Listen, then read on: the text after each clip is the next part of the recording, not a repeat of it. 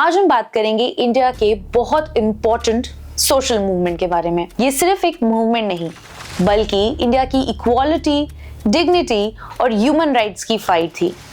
और इस मूवमेंट की सबसे बड़ी आवाज या सबसे पावरफुल आवाज थी डॉक्टर B.R. अम्बेडकर की। तो चलो समझते हैं इस मूवमेंट को, डॉक्टर अम्बेडकर से लेकर आज तक का सफर। ब्रिटिश इंडिया में कास्ट डिस्क्रिमिनेशन काफी ज्यादा पावरफुल था। उस समय पर दलित्स, जिन्हें अनटचेबल कहा जाता था, उनके पास बेसिक राइट्स तक नहीं थे। वो पब्लिक वेल से पानी नहीं पी सकते थे, टेम्पल्स में एंटर नहीं कर सकते थे और ना ही उनके पास एजुकेशन का राइट था। B.R. अम्बेडकर ने इसे 1927 में चैलेंज किया माहत सत्याग्रह से। इसमें उन्होंने क्लेम किया कि उन्हें पब्लिक वेल से पानी पीने दिया जाए। उसके बाद 1932 में ब्रिटिशर्स ने सेपरेट इलेक्टोरेट का प्रपोजल दिया, लेकिन महात्मा गांधी की ऑपोजिशन के बाद सेपरेट इलेक्टोरेट की जगह रिजर्व सीट्स का प्रोविजन लाया गया। पूना पैक्ट साइन हुआ। बाद में B.R. Ambedkar constitution of India के चीफ आर्किटेक्ट बने और अनटचेबिलिटी को आर्टिकल 17 के अंडर इलीगल डिक्लेयर किया गया और रिजर्वेशन का प्रोविजन लाया गया, जिसमें दलित्स को गवर्नमेंट और एजुकेशन सेक्टर में रिप्रेजेंटेशन मिल सके।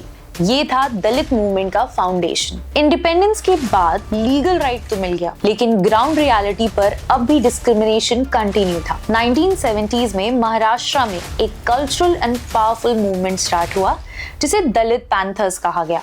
ये यूएसए के ब्लैक पैंथर से इंस्पायर्ड था। इस समय पर उन्होंने कास्ट डिस्क्रिमिनेशन और सोशल इनजस्टिस के लिए काफी अग्रेसिव स्टैंड लिया और इसी समय पर दलित आर्ट, लिटरेचर और कल्चर काफी पावरफुल तरीके से उभर कर आने लगा। इसी समय पर पॉलिटिकल रिप्रेजेंटेशन भी बढ़ने लगा। 1984 में बहुजन समाज पार्टी की शुरुआत हुई, जिसे फाउंड किया था काशीराम जी ने। बाद में Mayawati ji multiple times chief minister बनी उत्तर प्रदेश की और दलित पॉलिटिक्स को मेन स्ट्रीम में लेके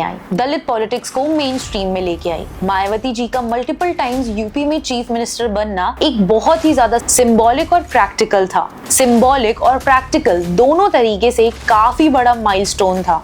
इसी फेज में SC/ST एट्रोसिटीज एक्ट पास हुआ 1989। इसमें कास्ट बेस्ड क्राइम के अगेंस्ट स्ट्रिक्ट प्रोटेक्शन दिया जाने लगा। दलित मूवमेंट अब सिर्फ एक सोशल इशू नहीं था, बल्कि सोशल पॉलिटिकल इशू बन चुका था।